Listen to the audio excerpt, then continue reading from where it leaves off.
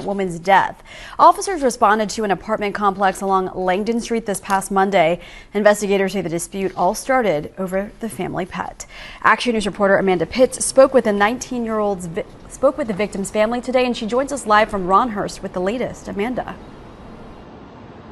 Yeah, Christy, Lemmarra Bradshaw was just 18 years old and pregnant at the time that she was killed. We spoke with her grieving mother and aunt today, who said she was a victim of domestic abuse.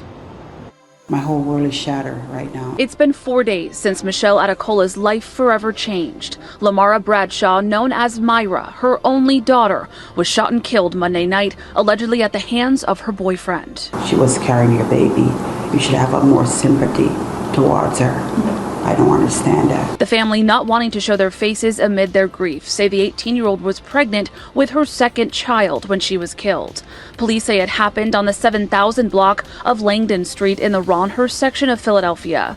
Police have charged 29-year-old Robert Tatum with voluntary manslaughter. You tore my heart in pieces. You took something special away from me. Investigators told Action News on Monday the shots were fired during an argument over a hamster, one that Adekola bought for her daughter last Saturday. But Bradshaw's aunt says the fight was over Tatum's infidelity. He was cheating on her, and Myra is the kind of person she'll say, if you're going to do it, I'm going to do it too. He's always in a jealous rage. Sources tell Action News that Tatum claimed Bradshaw came at him with a knife and screwdriver, and that's when he shot her. The family says he'd been violent with her in the past. He punched her in her face like 2 weeks ago, and in less than 24 hours, Myra went back to him. He manipulated her. The family is hopeful they'll get justice, but say they'll never feel closure. I feel like I didn't protect her enough to let this man kill my daughter, and I wasn't there to help her.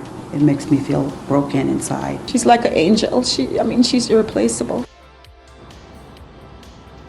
Now again, Tatum is in custody. He's facing 2 counts of voluntary manslaughter. As for Bradshaw, she leaves behind a 4-year-old child. Live in Ronhurst tonight, Amanda Pitts, Channel 6, Action News. Christy? Yeah, a lot to process there for that family. Amanda, thank you. A fight started over a hamster. That's what people heard. Something small, something normal. But minutes later, an 18-year-old girl was shot in the chest inside her own home. Pregnant. Gone. So now you're probably thinking, how does something that small end like that? Yeah, it didn't. This didn't start with a hamster. And it didn't start that night. Because just days before she was killed, the same man had already put his hands on her. He punched her in the face. And within 24 hours, she went back. So the real question is not what happened that night. The real question is, how did it get this far? Her name was Lemmarra Bradshaw. The people close to her called her Myra.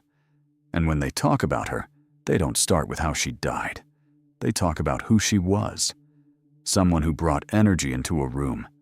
Someone who cared deeply about the people around her, especially her daughter. At just 18 years old, Myra was already raising a 4-year-old child, not preparing for motherhood, living it every single day, trying to hold things together with limited support, limited resources, and very little room to make mistakes, because her life shifted early. At 14 years old, she became a mother. 14. While most kids her age were still figuring out school and friendships, she was already responsible for another life, already under pressure, already moving faster than she should have had to. And that kind of pressure changes things. It changes what stability looks like. It changes what love feels like. And sometimes it makes the wrong person feel like the right one. That's where Robert Tatum comes in, 29 years old. 11 years older than her, the father of her unborn child. And from the start, that gap alone raises questions, because an 18-year-old and a 29-year-old are not in the same place in life. Not mentally, not emotionally, not an experience. So when someone that much older chooses someone that young, you have to ask why. According to her, family. The warning signs showed up early. Jealousy, control, always needing to know where she was, who she was with, what she was doing. And when things didn't go his way, his anger wasn't small. It was intense. Her aunt described it plainly. He was always in a jealous rage, and still, Myra stayed. Now this is where people usually ask the wrong question. Why didn't she leave? But that question skips over everything that was already in place. Because by then, this wasn't just a relationship.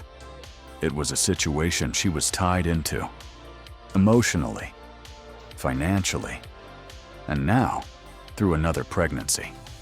She wasn't just dealing with feelings, she was dealing with responsibility. And that changes what leaving looks like. By the time everything built up, her life was already connected to his in ways that are not easy to break. And that connection only got stronger over time. About 2 weeks before the shooting, Robert Tatum punched her in the face. Not an argument that went too far. He hit her, hard enough that her family knew about it. This wasn't hidden. And within 24 hours, she went back. That moment says a lot. Because after something like that, there's usually a pattern. Apologies, promises, assurances that it won't happen again. And when someone is already tied in emotionally, already trying to make things work, those words can be enough to pull them back. Her aunt said it clearly. He manipulated her. And that manipulation doesn't always look obvious. It sounds like comfort. It sounds like reassurance, until the same pattern repeats. Now look at what happens next. He faces assault charges, walks into a courtroom, and then walks back out. Free. 6 days later, they are back in the same house, same environment, same unresolved tension. And nothing about that situation has actually been fixed. Because situations like this don't reset. They build. Every argument, every moment of control, every sign of disrespect, it all stacks up. And eventually, something small can set everything off. That night, something did. And that's where everything changes. March 9th, inside a home on Langdon Street in Philadelphia. Myra and Robert are together. At some point, an argument starts. According to initial reports, it was about a hamster. A small pet that had been bought just days earlier for her 4-year-old daughter. Something simple. Something that shouldn't lead anywhere serious.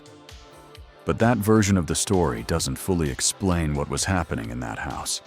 Because according to her family, the real issue was something else. Infidelity. They say he had been cheating, and Myra confronted him about it. She wasn't staying quiet about it. She spoke up. And that matters. Because in relationships built on control, moments like that can shift everything.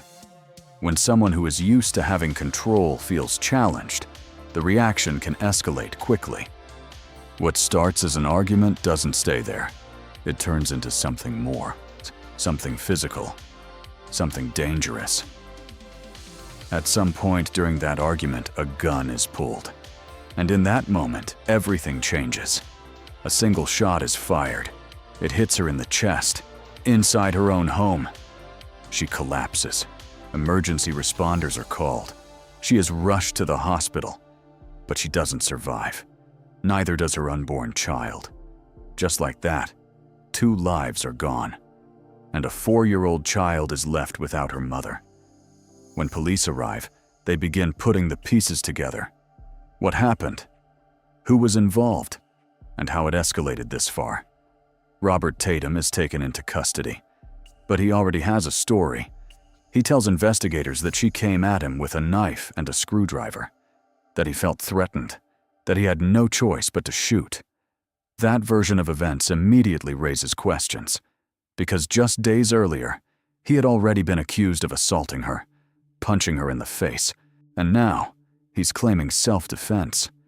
For the family, that explanation doesn't match what they knew.